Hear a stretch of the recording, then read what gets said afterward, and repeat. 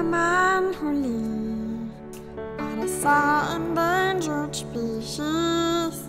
Kung atin lang susundin ang ilang alituntunin. Isumbong ang manghuhuli, sa bahay ay huwag kukupkupin.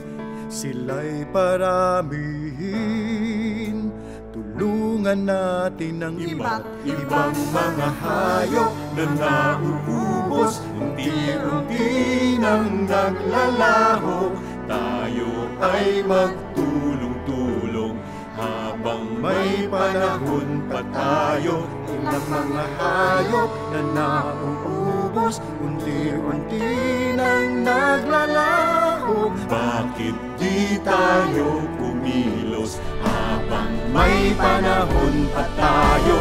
Ilang mga hayop na nauubos, unti-unti nang naglalaho. Tayo ay magtulong-tulong habang may panahon pa tayo.